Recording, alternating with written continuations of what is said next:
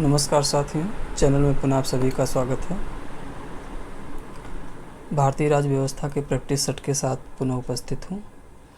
यह practice set जो है हमारा अंतिम होगा और इसके बाद जो है मैं फ़ेस टू फेस जो है अपने चैनल पे टीचिंग करूँगा।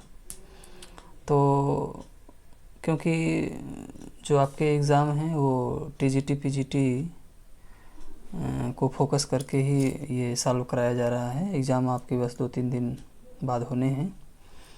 तो देखते हैं कि आपके कॉम्पिटिटिव परीक्षाएं हैं किस प्रकार के प्रश्न जो है आपके एग्ज़ाम में पूछे जाते हैं। ठीक है ना। चलिए, पंचायती राज व्यवस्था या पंचायती राज एक्ट के अंतर्गत जो प्रश्न बनते हैं उसका ही आज विशेष रूप से फोकस किया गया है। पूछा है, अशोक मेहता समिति ने पंचायती राज व्यवस्था के अंतर्गत कितने स्तरीय ढांचे की स्थापना की सलाह दी थी। तो पंचायती राज अशोक मेहता समिति ने 2 स्तरीय ढांचे की स्थापना की सलाह दी थी। जैसा कि पूर्व में हमने बताया था कि बलवंत राय मेहता समिति ने त्रिस्तरीय पंचायती राज व्यवस्था की संकल्पना की थी और बलवंत राय मेहता समिति की सिफारिश ही मानी गई थी, है ना। तो उसके बाद अशोक मेहता समिति ने 2 स्तरीय पंचायती राज व्यवस्था की संकल्पना की थी। तो ये 2 स्तरीय हो जाएगा। अगला है, पूछा अशोक मेहता समिति ने किन 2 स्तरों की बात कही थी। ठीक है ना। तो जैसे हमने बताया था कि बलवंत राय मेहता समिति ने जो संकल्पना की थी वह ग्राम सभा व पंचायत की बात की थी, दूसरा पंचायत समिति की और तीसरा जो है जिला परिषद की बात कही थी त्रिस्तरीय में। अशोक मेहता समिति ने जो बातें कही थी 2 स्तरीय कौन होगा, मंडलीय पंचायत और जिला परिषद, है ना। अशोक मेहता समिति ने जो संतुति की थी कि 2 स्तरीय होना चाहिए पंचायती राज व्यवस्था, एक मंडलीय पंचायत होना चाहिए और एक जिला परिषद होना चाहिए। तो इस तरह से ये सही हो जाएगा। आगे की तरफ देते हैं। भाषा के आधार पर राज्यों की मांग पर विचार विमर्श के लिए 1953 में गठित राज्य पुनर्गठन आयोग का अध्यक्ष उस समय कौन था। तो कौन था, फजल अली अध्यक्ष थे। हाँ, फजल अली अध्यक्ष थे। 1953 में भाषाई आधार पे आयोग का गठन हुआ था। अगला है, लोकसभा का सचिवालय निम्न में से किसके अंतर्गत कार्य करता है। तो लोकसभा का सचिवालय किसके अंतर्गत कार्य करता है, लोकसभा के अध्यक्ष के अंतर्गत कार्य करता है लोकसभा का सचिवालय। ये सही हो जाएगा। अगला है, निम्न में से कौन मतदाताओं की सूची को आदतन बनाकर तैयार रखता है। हाँ, मतदाता जो सूची बनाई जाती है तो उसे कौन तैयार करता है, इसको देखते हैं। तो कौन तैयार करवाता है, निर्वाचन आयोग। नई मतदाता सूची जो बनती है वो निर्वाचन आयोग के निर्देश के आधार पर ही बनता है। अगला प्रश्न है, पूरे देश को कितने क्षेत्रीय परिषदों में बांटा गया है। तो 5 क्षेत्रीय परिषदें के अंतर्गत बांटा गया है पूरे देश को। अगला है, निम्न में से किस राज्य में वर्ष 1980 तक राष्ट्रपति शासन नहीं लागू हुआ था। तो कौन सा ऐसा राज्य है जहाँ पे राष्ट्रपति शासन 1980 तक कभी लागू नहीं किया गया था। तो महाराष्ट्र है वो, महाराष्ट्र। अगला प्रश्न देखते हैं। अगला प्रश्न पूछ रहा है कि हिंदी देश की राष्ट्रभाषा है लेकिन शासकीय प्रयोजन के लिए अंग्रेजी भाषा के प्रयोग को कब तक करने की अनुमति प्रदान की गई है। तो अनिश्चित काल के लिए, है ना। अनिश्चित काल के लिए, जैसे राज्य विधानमंडल की भाषा, है ना, संसद की भाषा और आपके उच्च न्यायालय उच्चतम न्यायालय की भाषा, ये अनिश्चित काल के लिए अनुमति प्रदान की गई है। भले ही देश की राष्ट्रभाषा हिंदी है लेकिन ये शासकीय प्रयोजन के लिए अंग्रेजी का प्रयोग होता रहेगा अनिश्चित काल के लिए। अगला है, अध्यक्ष के अलावा संघ लोक सेवा आयोग के कितने सदस्य होते हैं। तो अध्यक्ष के अलावा कितने सदस्य होते हैं, 8 सदस्य होते हैं, है ना, 8 सदस्य होते हैं। अगला है, भारत में दलीय व्यवस्था निम्न में से किस प्रकार की है। तो भारत में दलीय व्यवस्था किस प्रकार की, बहुदलीय व्यवस्था है, यानी बहुत दलों के लोगों की अपनी पार्टी है, बहुत सारे दल हैं, क्षेत्रीय दल हैं, केंद्रीय जो दल हैं, यानी कि सभी इसमें बहुदलीय होगा। चलिए अगले प्रश्न की तरफ चलते हैं।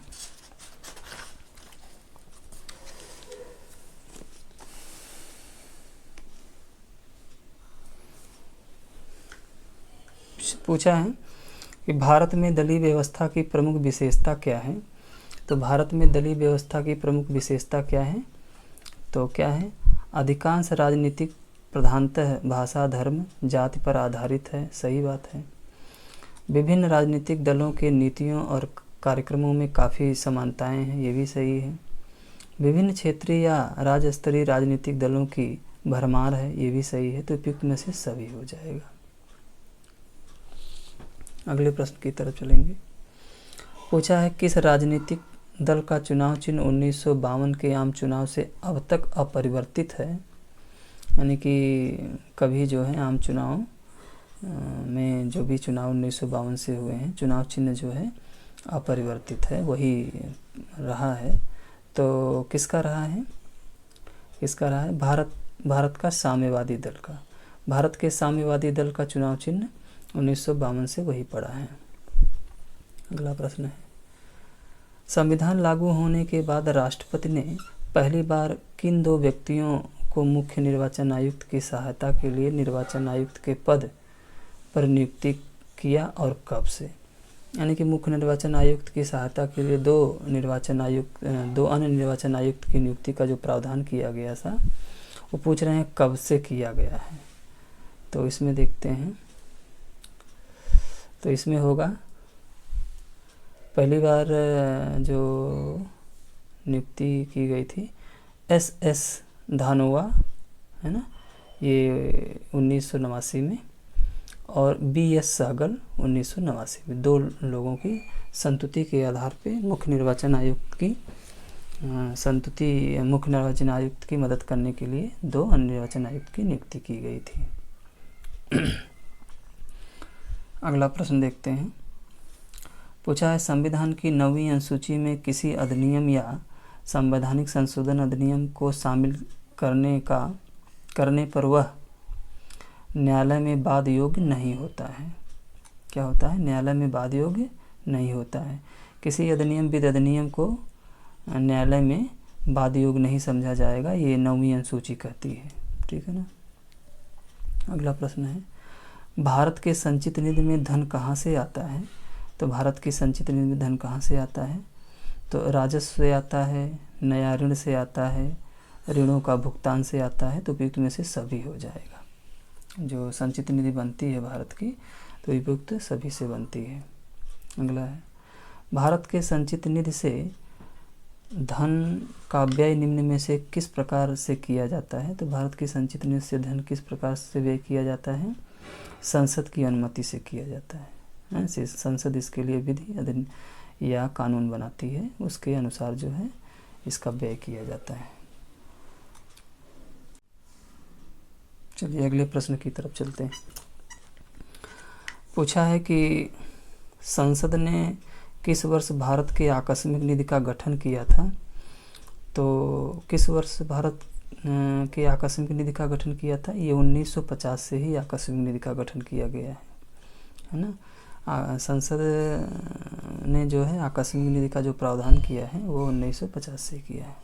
अगला है, अप्रत्याशित व्ययों को पूरा करने के लिए निम्न में से कौन भारत के आकस्मिक निधि से धन निकाल सकता है।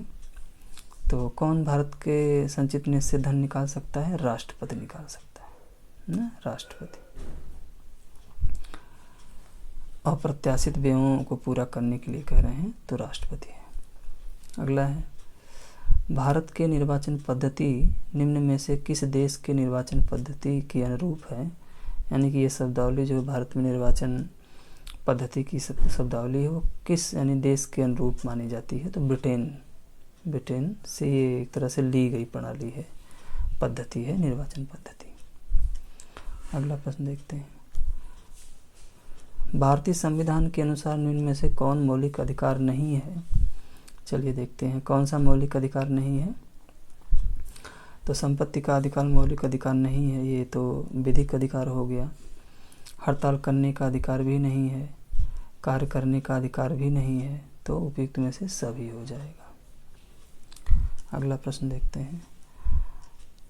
संविधान भारत को एक धर्मनिरपेक्ष राष्ट्र घोषित करता है, इसका अर्थ क्या है? यानी धर्मनिरपेक्ष राष्ट्र है भारत, तो इसका तात्पर्य क्या है?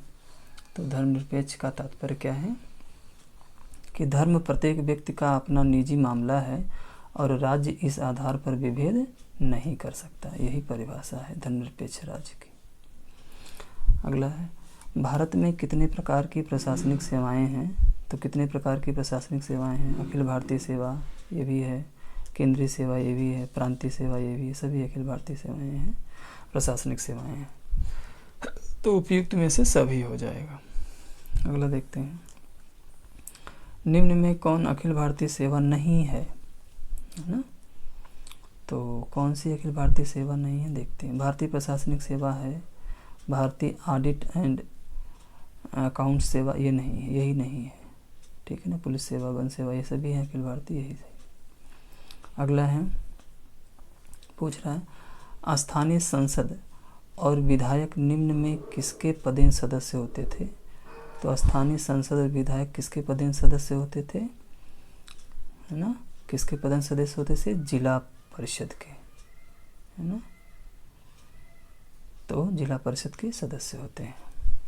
अगला है, पूछा है कि जनप्रतिनिधित्व अधिनियम में नए संशोधन के तहत पंजीकरण हेतु सभी राजनीतिक दलों और संगठनों के लिए अपने संविधान में किसका उल्लेख करना आवश्यक हो गया है? चलिए, जनप्रतिनिधि अधिनियम में कह रहे हैं नए संशोधन के तहत जो पंजीकरण हो गए हैं तो राजनीतिक दलों और संगठनों के लिए तो उसका उल्लेख आवश्यक है। भारत के संविधान के प्रति निष्ठा, ये सही बात है। समाजवाद और धर्मनिरपेक्षता के प्रति निष्ठा, ये भी सही है। भारत की एकता अखंडता को बराबर रखने के लिए वचनबद्ध, उपयुक्त में से सभी हो जाएगा। अगला प्रश्न देखते हैं।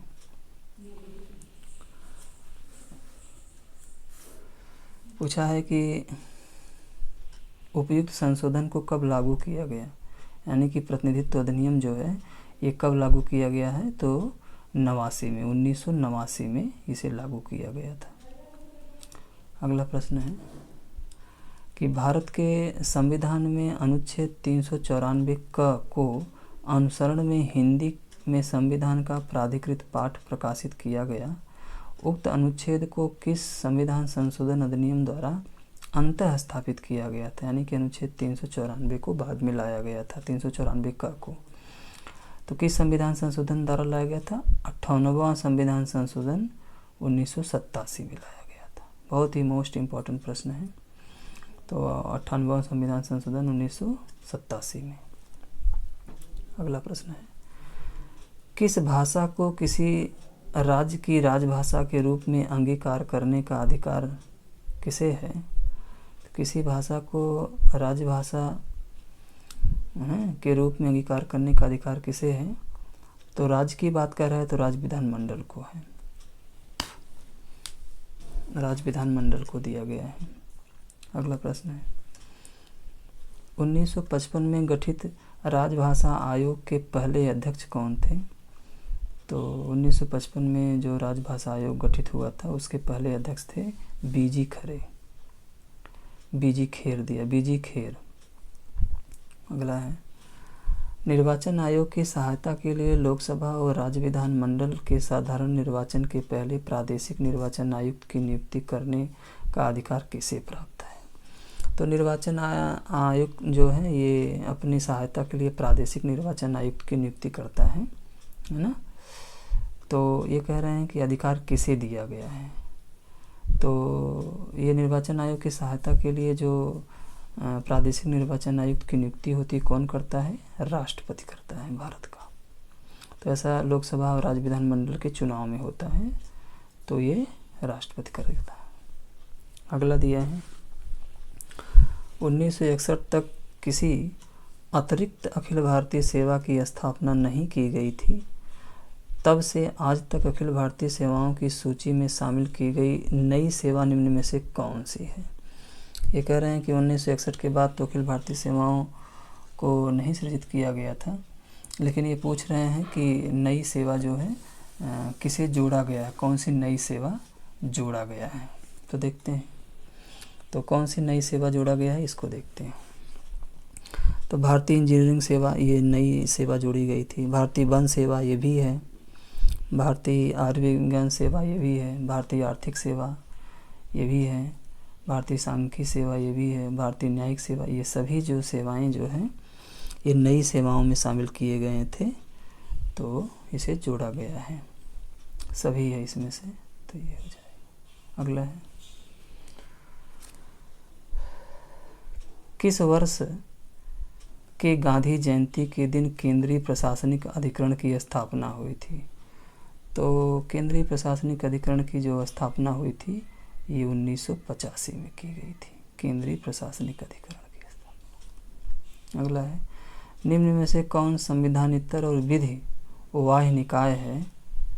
तो कौन है, इसमें देखते हैं कि जिसका संविधान में उल्लेख नहीं है, या विधि निकाय जो संस्था है कौन सी है। राष्ट्रीय विकास परिषद, ये भी संविधानेतर संस्था है। राष्ट्रीय एकता परिषद भी है, योजना आयोग भी है। तो उपयुक्त में से सभी हो जाएगा, इसका संविधान में उल्लेख नहीं किया गया।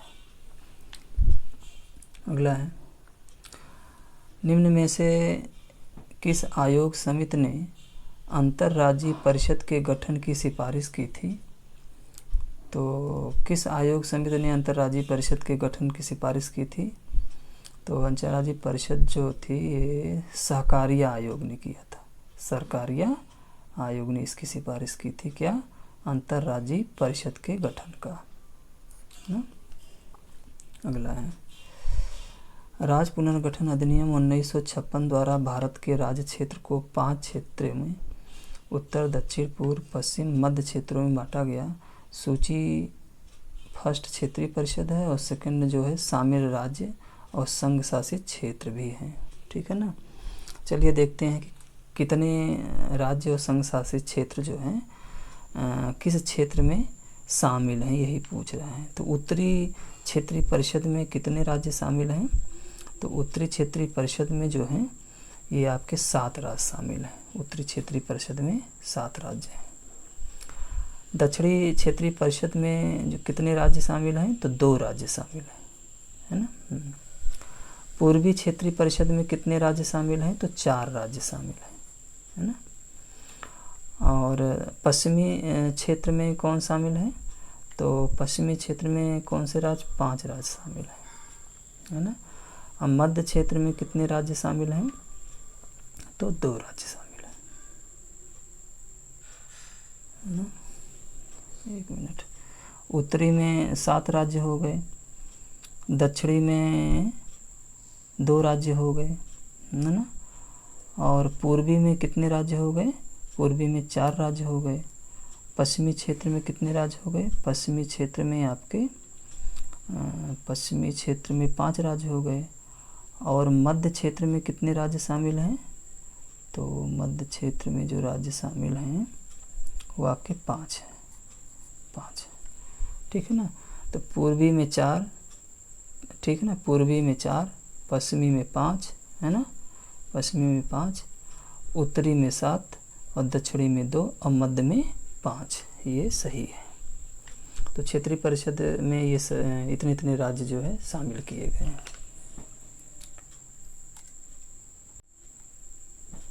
चलिए अगले प्रश्न की तरफ चलेंगे।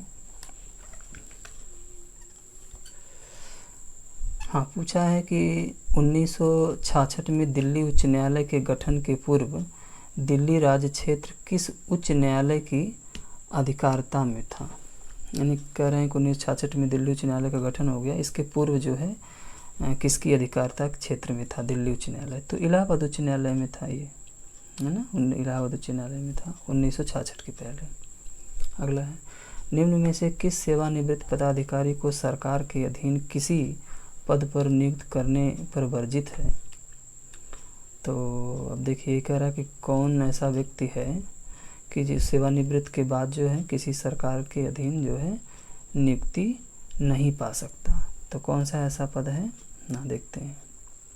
सर्वोच्च न्यायालय का मुख्य न्यायाधीश पद ले सकता है, महान्यायवादी भी ले सकता है, सॉलिसिटर जनरल ऑफ इंडिया ले सकता है। हाँ, भारत के नियंत्रक व महालेखा परीक्षक, ये ऐसा पद है जो सेवानिवृत्त होने के बाद किसी सरकार के किसी पद के अधीन कार्य नहीं कर सकता।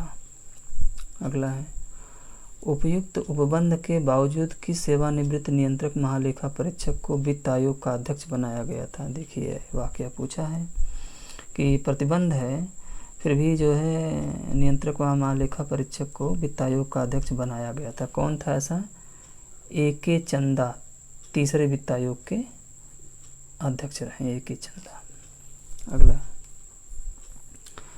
पूछा, मूल संविधान में यह उपबंध था कि उपराष्ट्रपति का निर्वाचन संयुक्त अधिवेशन में समवेत संसद के दोनों सदनों द्वारा होगा। किस संविधान संशोधन अधिनियम द्वारा इस संयुक्त अधिवेशन की प्रक्रिया को समाप्त कर दिया गया? तो किस अधिवेशन द्वारा समाप्त किया गया था, यही पूछ रहा है वो। देखते हैं किस अधिवेशन द्वारा समाप्त किया गया था। 16वां संविधान संशोधन, है ना, किस संशोधन द्वारा समाप्त किया गया था? तो 16वां संविधान संशोधन 1963 में। तो उपराष्ट्रपति के निर्वाचन में लोकसभा के निर्वाचित सदस्य राज्यसभा के निर्वाचित सदस्य ही भाग लेते हैं। इस तरह की व्यवस्था जो है 16वां संविधान संशोधन 1963 में की गई थी। चलिए अगले प्रश्न की तरफ चलते हैं। पूछा है, किस राज्य में एक ही व्यक्ति जून 1977 से अब तक मुख्यमंत्री पद पर आसीन रहा है? बहुत दिनों तक जो मुख्यमंत्री पद पर आसीन रहा है पश्चिम बंगाल के। अगला है, संविधान लागू होने के बाद त्रिशंकु संसद का गठन पहली बार किस वर्ष हुआ था? तो त्रिशंकु संसद का जो गठन हुआ था, है ना, तो ये हुआ था 1989 में हुआ था, यही सही है। अगला प्रश्न है, पूछा है, किस साधारण निर्वाचन में भारत में पहली बार मतपत्र और अमिट स्याही का इस्तेमाल किया गया? बहुत इम्पोर्टेंट क्वेश्चन जो है कई बार आया है। तो पहली बार जो है मतपत्र का प्रयोग और इंक का प्रयोग जो है, जो उंगलियों में लगाए जाते हैं, उसका प्रयोग कब किया गया था? तो तीसरे साधारण निर्वाचन 1962 में। बहुत ही इम्पोर्टेंट प्रश्न है, 1962 में। अगला प्रश्न देखते हैं। पूछा है कि अगस्त 1991 में निम्न में से कौन महिला न्यायाधीश किसी उच्च न्यायालय, हिमाचल प्रदेश उच्च न्यायालय की पहली महिला मुख्य न्यायाधीश बनी थी? यानी किसी राज्य के पूछ रहे हैं, उच्च न्यायालय में पहली महिला मुख्य न्यायाधीश कौन थी, यही पूछ रहे हैं। तो न्यायमूर्ति लीला सेठ, ये किसी राज्य की पहली महिला मुख्य न्यायाधीश रही हैं, तो हिमाचल प्रदेश में रही हैं। अगला है, निम्न में से किस राज्य में 1977 से अब तक 11 मुख्यमंत्री हुए, हालांकि किसी ने भी अपना कार्यकाल पूरा नहीं किया?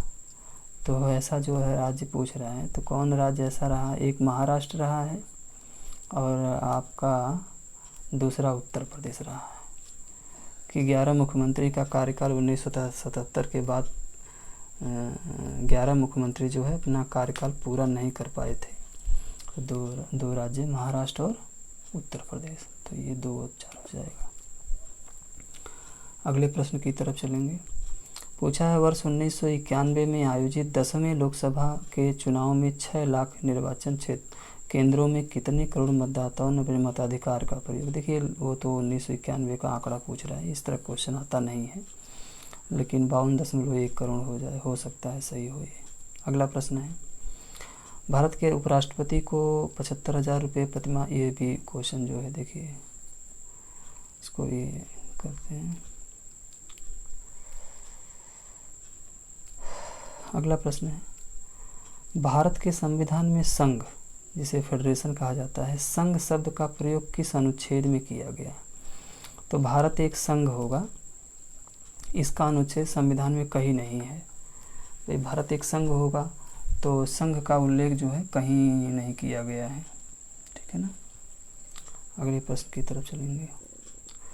लोकसभा में सरकार के खिलाफ अविश्वास प्रस्ताव लाने के लिए न्यूनतम कितने सदस्यों का समर्थन आवश्यक होता है? तो अविश्वास प्रस्ताव के लिए कितने सदस्यों का समर्थन आवश्यक होता है? 50 सदस्यों का समर्थन आवश्यक होता है। ये भी देखिए इम्पोर्टेंट प्रश्न है, कई बार आया है। अगला है 1952 में भारत में सामुदायिक विकास कार्यक्रम की शुरुआत किस देश की तकनीक से सहयोग से हुई थी? तो सामुदायिक विकास कार्यक्रम की शुरुआत 1952 में हुई थी, यूएसए के तकनीक पर आधारित थी, यानी संयुक्त राज्य अमेरिका की तकनीक पर आधारित थी। अगला है भारत में पंचायती राज व्यवस्था के संदर्भ में निम्न समितियों को कालानुक्रम से सजाइए। यानी कि पंचायती राज व्यवस्था के अध्ययन के लिए जिन समितियों का गठन किया गया था, उन्हीं समितियों को कह रहा है कि क्रम से सजाइए, कालानुक्रम से सजाइए। चलिए देखते हैं। तो कौन सी समिति जो है कब गठित हुई थी, यही पूछ रहा है। तो पहला देखिए बलवंत राय मेहता समिति थी, ठीक है ना। दूसरा जो थी वो अशोक मेहता समिति रही है, जैसा पीछे भी हमने बताया था। और तीसरा जो रही है वह जीबी के राव समिति रही है ना। और चौथा जो रही है राव समिति के बाद LM सिंधवी समिति रही है। तो ये हो जाएगा इस तरह से क्रम से, इम्पोर्टेंट है और कई बार आया है। अगला प्रश्न है भारतीय साम्यवादी दल में किस वर्ष विभाजन होने पर भारतीय साम्यवादी दल मार्क्सवादी का जन्म हुआ था? यानी साम्यवादी दल का विभाजन हो गया तो एक साम्यवादी भारतीय साम्यवादी दल रहा, दूसरा साम्यवादी मार्क्सवादी दल हो गया, तो 1964 में। अगला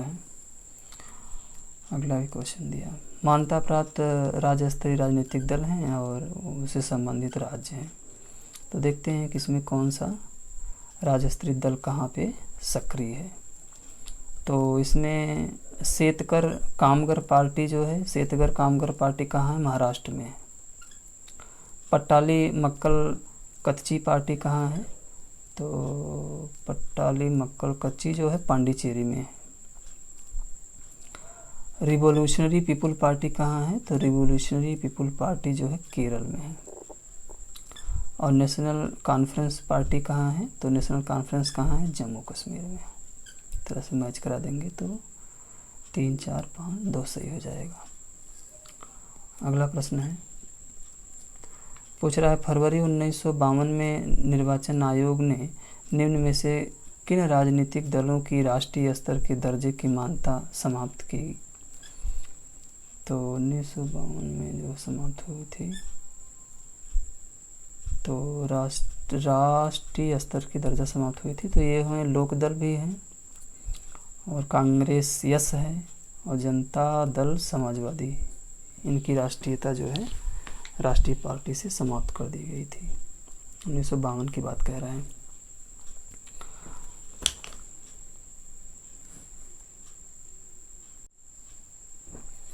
चलिए अगला प्रश्न देखते हैं। निम्न में से कौन दबाव समूह है? चलिए तो इसमें से कौन सा दबाव समूह है देखते हैं। भारतीय किसान संघ ये भी दबाव समूह है, भारतीय मजदूर संघ ये भी है, फिक्की ये भी है, विश्व हिंदू परिषद ये भी है, स्टूडेंट फेडरेशन ऑफ इंडिया ये भी है। तो भी में से सभी हो जाएगा, इम्पोर्टेंट है ये। अगला है 1980 के लोकसभा चुनाव में एक राज्य में प्रयोग के रूप में प्रत्येक मतदाता के लिए फ़ोटो लगे पहचान पत्र की व्यवस्था की गई थी, उक्त राज्य कौन है? पहला राज्य जहां फ़ोटो युक्त मतदाता पहचान पत्र का प्रयोग किया गया था 1980 में, तो वो सिक्किम राज्य है सबसे पहले। इम्पोर्टेंट है, ये भी कई बार आया है। अगला है लोकसभा में मान्य विरोधी दल का दर्जा प्राप्त करने के लिए किसी भी दल के सदस्यों की संख्या सदन की कुल सदस्य संख्या से कितनी होनी चाहिए? यदि आप विपक्ष में आपको बैठना है या विपक्ष में आप रह जाते हैं तो उसके लिए क्या है कि विरोधी दल को कितना बहुमत होना चाहिए सदनों में? तो कितना होना चाहिए? 1/10 सदस्य होने चाहिए। यानी कि जो सदस्य निर्वाचित हुए हैं उन सदस्यों के 1/10 सदस्य आपके होने चाहिए, तभी मान्यता प्राप्त विरोधी दल के सदस्य चुने जाएंगे। अगला है संविधान के अनुच्छेद 81 के अनुसार लोकसभा में प्रतिनिधित्व का अनुपात यथासंभव पूरे देश में समान रखने का प्रयत्न किया जाएगा, लेकिन यह उपबंध उन राज्यों और संघ शासित क्षेत्रों में लागू नहीं होगा जिनकी जनसंख्या कितने लाख से कम है ना। तो जो प्रतिनिधित्व का अनुपात है लोकसभा में, तो वो जनसंख्या पूछ रहा है कितनी होनी चाहिए, तो 60 लाख होनी चाहिए, है ना। 60 लाख लोकसभा में प्रतिनिधित्व का अनुपात 60 लाख। अगला है, पूछ रहा है कि भारतीय राजनीति में साम्यवादी विचारधारा से प्रभावित युवा तुर्क का अस्तित्व किस वर्ष के बाद हुआ। तो युवा तुर्क का अस्तित्व जो है किसके बाद हुआ, यही पूछ रहे हैं। तो 1969 के बाद हुआ था। 1969 के बाद युवा तुर्क का अस्तित्व आया था। अगला है, संसद ने किस वर्ष सर्वाधिक अधिनियमों कुल 117 को पारित किया था, यानी किस वर्ष सबसे अधिक अधिनियम पारित हुआ था। तो 1976 में सबसे अधिक अधिनियम पारित हुआ था, 1976 में। चलिए अगले प्रश्न की तरफ चलते हैं। पूछा है, अब तक 3 लोकसभा का विघटन किया गया है। सूची फर्स्ट तत्कालीन प्रधानमंत्री या सेकंड लोकसभा। तो चलिए तत्कालीन प्रधानमंत्री किस लोकसभा, कौन सी लोकसभा थी जो चुने गए थे। तो देखते हैं, इंदिरा गांधी 5वीं लोकसभा में चुनी गई थी। चरण सिंह 6वीं लोकसभा में चुने गए थे, है ना।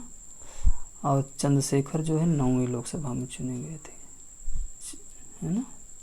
चरण सिंह 6वीं में रहे हैं, 5वीं 6वीं, हाँ ठीक। इंदिरा गांधी 5वीं में, चरण सिंह 6वीं में, चंद्रशेखर 9वीं लोकसभा में प्रधानमंत्री चुने गए थे। अगला है, अनुच्छेद 356 के तहत पदच्युत होने वाले पहली सरकार किस राज्य से संबंधित है। अनुच्छेद 56 जो है मतलब राष्ट्रपति शासन सबसे पहले कहाँ लागू किया, यही बात कह रहे हैं। तो राष्ट्रपति शासन से सरकार जो गिरी थी सबसे पहले, पहली सरकार किस राज्य से, तो केरल में था। ये 1959 में केरल में सबसे पहले राष्ट्रपति शासन लगाया गया था। अगला है, तारकुंडे समिति और गोस्वामी समिति का संबंध भारतीय राज्य व्यवस्था के किस पहलू से है। तो तारकुंडे समिति और गोस्वामी समिति का जो गठन किया गया था किसके लिए किया गया था। तो चुनाव व्यवस्था में आमूलचूल परिवर्तन या सुधार के लिए। तारकुंडे और गोस्वामी समिति चुनाव व्यवस्था में आमूल सुधार के लिए गठित की गई थी। अगला है, राष्ट्रपति ने निम्न में से किस विधेयक के संदर्भ में जेबी निषेधाधिकार का इस्तेमाल किया, यानी जेबी वीटो का प्रयोग जो है किस विधेयक के संबंध में राष्ट्रपति पहली बार किया था। तो भारतीय डाक संशोधन अधिनियम 1986 में। अगला है, 7वें संविधान संशोधन अधिनियम 1956 के तहत किस राज्य में विधान परिषद के गठन का प्रावधान किया गया था, लेकिन आज तक उक्त राज्य में द्वितीय सदन का गठन नहीं किया जा सका।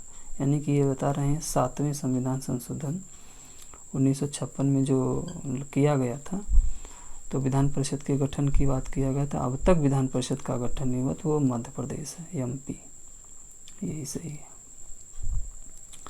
लेकिन एमपी में विधान परिषद अब कर दिया गया है।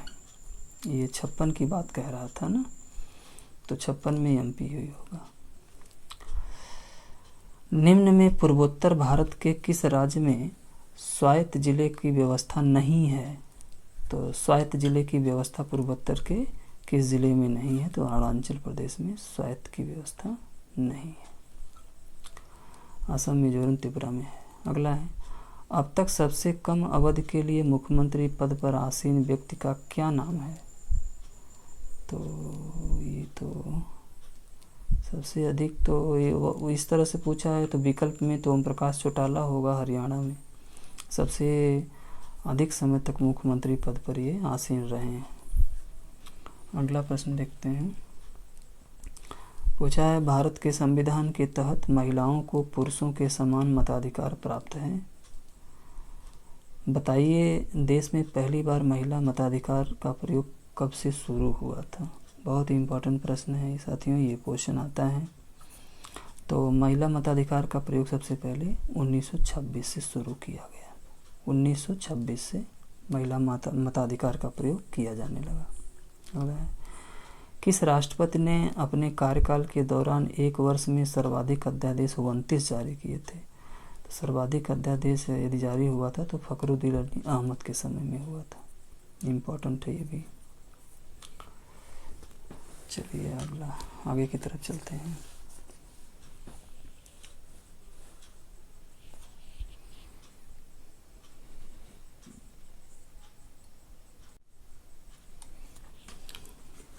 पूछा केंद्र में पहली बार किसने अल्पमत की सरकार का गठन किया था। तो अल्पमत की सरकार का गठन सर्वप्रथम हुआ था तो वो चरण सिंह के समय में 1989 में किया गया था अल्पमत की सरकार का गठन। अगला है, लोकसभा में किस सदस्य को सदन के विशेषाधिकारों के उल्लंघन व अवमानना के लिए लोकसभा के सत्रावसान होने तक निष्कासित कर जेल भेज दिया गया था। देखिए बहुत मज़ेदार प्रश्न है, काफ़ी विवाद भी रहा है देश में। तो सदन की अवमानना के कारण है ना, या सत्रावसान होने पर निष्कासित कर दिया गया था और जेल भेज दिया गया था, तो वो थी दिवंगत प्रधानमंत्री श्रीमती इंदिरा गांधी। अगला है, निम्न में से किस विधेयक पर विचार विमर्श के लिए राष्ट्रपति ने पहली बार लोकसभा और राज्यसभा की संयुक्त बैठक बुलाया था। तो ये सबसे पहले पूछ रहे हैं कि संयुक्त बैठक जो है किस विधेयक पर बुलाई गई थी। बहुत ही मोस्ट इम्पॉर्टेंट प्रश्न है। तो दहेज निषेध विधेयक 1961 में बुलाई गई थी पहली संयुक्त बैठक। अगला है, बहुत ही इम्पोर्टेंट प्रश्न है, देख, कोलकाता उच्च न्यायालय का वह न्यायाधीश जिसके विरुद्ध स्वतंत्र भारत के इतिहास में पहली बार भारत के मुख्य न्यायाधीश के.जी. बालकृष्णन ने महाभियोग प्रस्ताव लाने के लिए सरकार की सिफारिश पत्र लिखा था। तो किसके विरुद्ध यह महाभियोग की प्रक्रिया सबसे पहले चलाने की बात की गई थी? सौमित्र सेन के विरुद्ध। ठीक है ना, ये पहले कोलकाता उच्च न्यायालय के न्यायाधीश रहे हैं।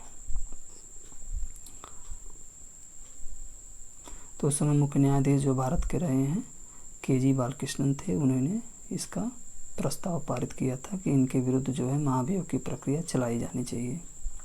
अगला है, 1967-71 के दौरान पहली बार की राज्यों बिहार, हरियाणा, केरल, मध्य प्रदेश, उड़ीसा, पंजाब, उत्तर प्रदेश में एक साथ मिलीजुली सरकार का गठन हुआ। ये देखिए 67-71 की बात कह रहा है। इनमें से कोई भी सरकार पूरे 5 वर्ष का कार्यकाल पूरा नहीं कर सके। इस अवधि में किस राज्य में सबसे अधिक सरकारों का निर्माण एवं विघटन हुआ था? तो सबसे अधिक जो है बिहार में हुआ था, 9 बार हुआ था। 1967-71 के बीच में 9 बार सरकारों का गिरना और सरकार बनना तय हुआ था। अगला प्रश्न देखते हैं। पूछा है कि संघीय मंत्रिपरिषद का कोई मंत्री लोकसभा या राज्यसभा के कितने से अधिक समितियों का सदस्य नहीं बन सकता? तो बाउंडेशन है 4 समितियों, यानी कि संघ मंत्रिपरिषद का कोई मंत्री हो लोकसभा या राज्यसभा के, तो लगभग 4 समितियों का सदस्य बन सकता है। इससे अधिक समितियों का सदस्य नहीं बन सकता है। अगला है, संविधान समीक्षा आयोग जिसका गठन 2000 में किया गया था के अध्यक्ष कौन थे? तो संविधान समीक्षा आयोग के अध्यक्ष जो थे न्यायमूर्ति M.N. वेंकटचलैया। अगला है, संविधान समीक्षा आयोग का वह एकमात्र सदस्य जिसका संबंध राजनीति से है कौन है? तो राजनीति से जिसका संबंध P.A. संगमा होंगे, P.A. संगमा है। अगला है, भारत की प्रशासनिक व्यवस्था में भारी सुधार के लिए सरकार द्वारा द्वितीय प्रशासनिक सुधार आयोग का गठन किसकी अध्यक्षता में किया गया था? तो द्वितीय प्रशासनिक सुधार आयोग का जो गठन किया गया था किसकी अध्यक्षता में? वीरप्पा मोइली की अध्यक्षता में द्वितीय प्रशासनिक सुधार का गठन किया गया था। अगला है, देखते हैं। पूछा, जनप्रतिनिधित्व कानून की वह धारा जिसके अंतर्गत नकारात्मक मतदान का प्रावधान है किंतु इसके लिए मतदाता को पीठासीन अधिकारी की अनुमति लेना पड़ती है। तो यदि आप नकारात्मक मतदान करना चाहते हैं तो पीठासीन अधिकारी से आपको अनुमति लेनी पड़ेगी। उसके लिए धारा 49(ओ) का एक फॉर्म फिलअप किया जाता है। अगला है, सशस्त्र बलों को त्वरित न्याय दिलाने के उद्देश्य से सशस्त्र बल न्यायाधिकरण को जिस तिथि को लागू किया गया, यानी सशस्त्र बल न्यायाधिकरण का गठन कब किया गया था, ये पूछ रहा है। कब किया गया था? 15 जून 2008 को, है ना। 15 जून 2008 को सशस्त्र बल न्यायाधिकरण का गठन किया गया था। अगला है, सशस्त्र बल न्यायाधिकरण के प्रथम अध्यक्ष के रूप में जिस उच्चतम न्यायालय के पूर्व मुख्य न्यायाधीश की नियुक्ति की गई वह है। तो सशस्त्र बल न्यायाधिकरण के पहले अध्यक्ष कौन थे? A.K. माथुर पहले अध्यक्ष थे। अगला है, 15 नवंबर 2007 में विजय केलकर की अध्यक्षता में 13वें वित्त आयोग की संस्तुति लागू होने का समय काल क्या है? तो जो 13वें वित्त आयोग का गठन किया गया था 15 नवंबर 2007 को, वो था 1 अप्रैल 2010 से 2015 तक 13वें वित्त आयोग के अध्यक्ष विजय एल केलकर ही रहेंगे। तो 10 से 15। अगला है, पूछा है, अनुसूचित जाति व अन्य परंपरागत वनवासियों को वन संपत्ति में अधिकार दिलाने की संबंधित वन अधिकार अधिनियम 2007 में जिस तिथि को अधिसूचित किया गया वह है। तो कौन सा है? 1 जनवरी 2008 है। आगे, वह प्रदेश जो लगभग 2 दशकों बाद 1 अप्रैल 2007 को विधानमंडल की बहाली के बाद भारत के द्वितीय संविधान। ये क्वेश्चन। अगला है, अगला दिया है, वह संविधान संशोधन विधेयक जिसके अंतर्गत छत्तीसगढ़, झारखंड में जनजाति मामलों के लिए एक अलग मंत्रालय का गठन कर बिहार में इस प्रावधान को समाप्ति कर दी गई। तो कौन सा रहा है? संविधान 105वां संविधान संशोधन। ठीक है साथियों, जैसा कि मुझे विश्वास है कि वीडियो आपको अच्छी लगी होगी और आप ज़रूर प्रैक्टिस करिएगा। खासकर जो है, जो हमारे साथी TGT PGT का एग्ज़ाम दे रहे हैं वो मुख्य रूप से जो है हमारे प्रैक्टिस सेट को सॉल्व करके ही जाएंगे। हमें विश्वास है इससे बाहर प्रश्न नहीं आएंगे। और TGT PGT दे रहे या इस प्रकार के वनडे एग्ज़ाम दे रहे सभी जो हमारे साथी हैं, संघर्ष के साथी हैं, सभी को मैं बहुत बहुत शुभकामनाएं देना चाहता हूँ, बहुत बहुत धन्यवाद देना चाहता हूँ।